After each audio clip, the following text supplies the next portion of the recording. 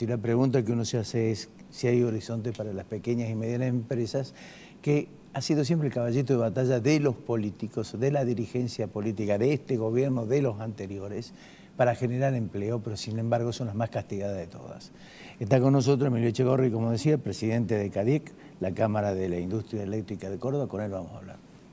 Emilio, estás? ¿cómo andás? Muy bien. ¿Hay horizonte?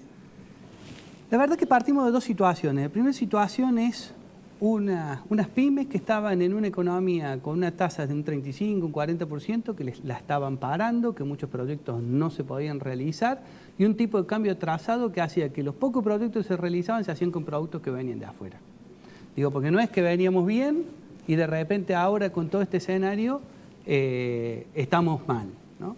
Las pymes, sobre todo las que estaban en marco competitivo, en sectores transales, estábamos pasando realmente muy mal hace ya un buen tiempo, ¿no? Esta situación que vivimos ahora, lo que te genera es, primero que nada, un freno muy fuerte a cualquier cosa, una incógnita de qué va a pasar adelante. Esta devaluación se va a ir a precio, si se va al precio fue para que haya traspaso de riqueza, pero no va a haber generación de riqueza. Si esta devaluación sirve para generar competitividad, bienvenido sea, vamos a empezar a poder exportar y a armar economías regionales. Pero todo esto no va a pasar si de alguna manera no se pone el gobierno a hacer la tarea que tendría que haber hecho hace 2 años, que es revisar 4 temas centrales. ¿Cómo me vas a gravar impositivamente a mí contra productos que vienen de afuera? Porque si no, pasás a no cobrar ese impuesto, porque yo dejo de producirlo. ¿Cómo vas a compensar las conquistas sociales de los trabajadores argentinos? Que yo no las voy a discutir. Como sociedad nos organizamos y logramos eso. Ahora, si viene un producto de afuera que no trae una compensación, ¿qué va a pasar? Se va a empezar a traer de afuera eso y el empleado argentino se queda sin trabajo, lleno de derechos y sin trabajo, ¿no? ¿Cómo vas a domar los monopolios? Y ese es un tema central ahora después de esta devaluación, porque si los formadores de precios de China, Aluar y todos los grupos grandes deciden seguir con sus listas de precios dolarizadas, que es lo que están haciendo ahora, más allá de un maquillaje con un tipo de cambio ficticio atrasado menos de un 5%, ¿me entendés?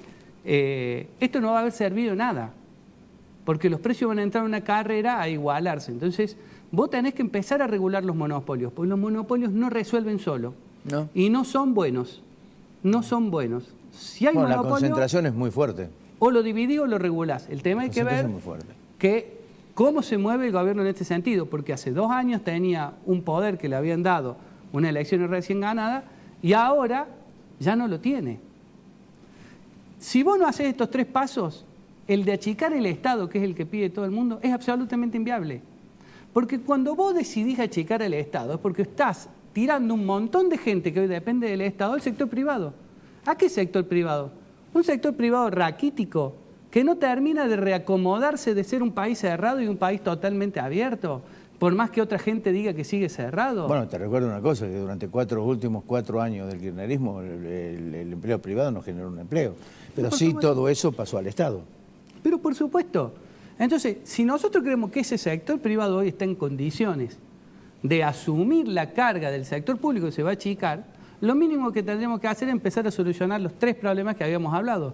Pero por el contrario, estamos aumentando los impuestos, no tocamos a los monopolios porque no tenemos el poder suficiente para hacer nada, y de hablar de reforma laboral es imposible. Entonces, bajo este escenario no va a cambiar nada. Yo me acuerdo que estudiaba en la facultad con el profesor que me daba política económica argentina y hablaba del stop and go, que Argentina crecía, le iba bien y de repente por cuestiones estructurales se caía. Las cuestiones estructurales son estas, es no hacer estos cambios que son necesarios. Tenemos que hacer una reforma impositiva profunda, tenemos que hacer una reforma laboral que no desproteja a la gente, pero que no genere los miedos y la incertidumbre que genera la actual, para que sea el sector privado mucho, mucho más dinámico. Y tenemos que tener una ley antimonopolio en serio para que los precios sean realmente transparentes y competitivos. No tiene sentido pensar que va a tener una industria metalúrgica competitiva a nivel internacional cuando estamos pagando el acero un 40% más caro que el resto del mundo. Entonces, si no resolvemos estos problemas, no importa lo que pase, va a volver a caer la economía argentina. Yo siempre digo que... Bueno, ya está. Este año cae, ya el año que viene, -5. Es decir, ya está. Totalmente. Hasta acá, mensaje para el político. Ahora, mensaje para el empresario. No hay. Pero no, claro que hay. Y yo siempre me cuelgo de la frase de Juan Carlos de Pablo. Si se van a vender menos pizzas, lo que me tengo que asegurar es que la pizza que se venda sea la mía. Porque caer en el desánimo es lo peor que nos puede pasar. Porque cada segundo que pasa nos pasa la vida. Y no tenemos vuelta a oportunidades o mejores condiciones que la de hoy. Tenemos que encontrarle la vuelta hoy. Y esto nos ha hecho empresarios súper sobrevivientes. Entonces yo estoy seguro que los empresarios le vamos a encontrar la vuelta. Diría un empresario en el libro que escribió Gastón, nos vamos a fundir una y todas las veces que haga falta, pero vamos a seguir haciendo lo mismo porque lo llevamos en la sangre.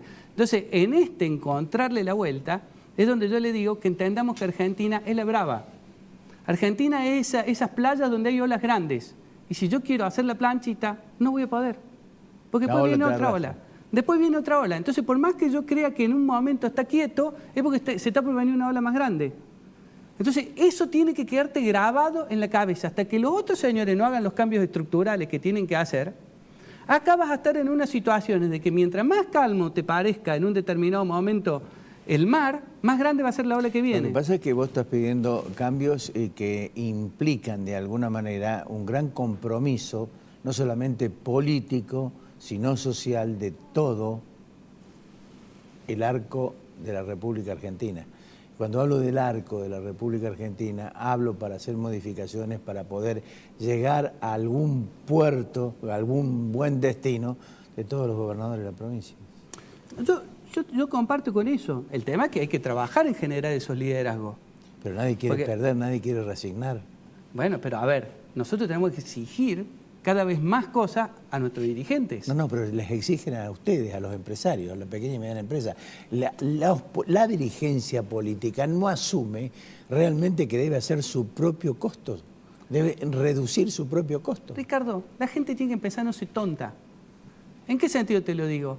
Imagínense, cualquiera que esté viendo el programa, imagínense las empresas que había hace 20 años. Sí. Imagínense ahora y créanle los versos a todos los políticos.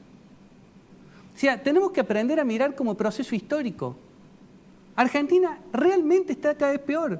Tenemos la presión impositiva más alta del mundo, efectiva en blanco. Así es. Y la solución a la salida de esta crisis es aumentar los impuestos. Yo a veces creo que están locos. Somos un Fiat 600 que venía a 140, diría Raúl Almeida, y aceleró. Se va a fundir de vuelta.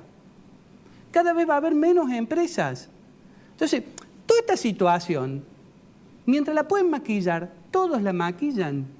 ¿Qué hizo el gobierno actual con el crédito que obtuvo por amigarse con el mundo? Tapar, frenar toda esta situación.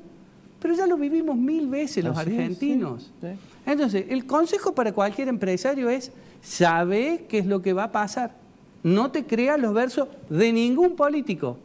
Porque ellos están, como vos dijiste, para tratar de cuidarse ellos, llegar lo mejor, con la mejor imagen posible, hacer unos 6 meses últimos brillantes en obra y algunas imágenes de campaña, ganar la elección y seguir.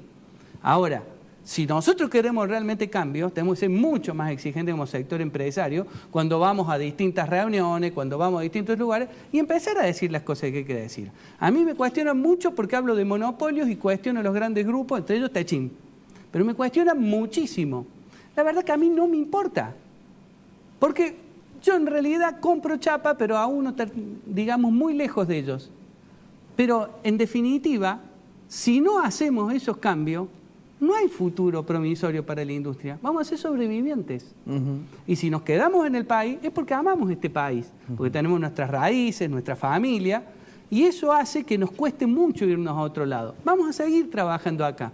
Pero yo lo que le pido a todos los empresarios, sean conscientes que mientras los señores que están en el gobierno no hagan los deberes que tienen que hacer, tienen que entender que nos va a seguir pasando lo mismo. Y hoy es más de lo mismo. No hicieron los deberes. Entonces estos señores fueron exactamente lo mismo que los otros. Emilio, te agradezco mucho. No, gracias por la sinceridad y la crudeza con que abordaste el tema.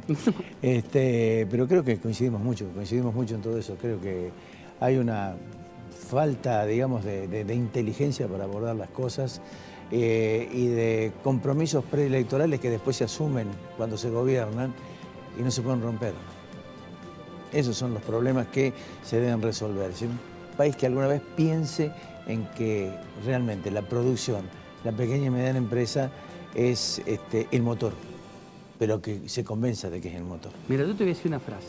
El gobierno anterior, escudado en proteger a las clases más bajas y más vulnerables, hizo rico a empresarios enormes, que les permitió monopolio y un montón de terminó los juegos. cuadernos. Y en este gobierno, escudándose en sacar toda esa prebenda y trabajar para una clase media que lo votó, hicieron mucho más rico a los mismos grupos que le estaban haciendo ricos los otros. Terminaron la especulación. Gracias, Emilio. Nos volvemos a ver Un gusto, como siempre. pronto, casi con seguridad. Va a ser un gusto.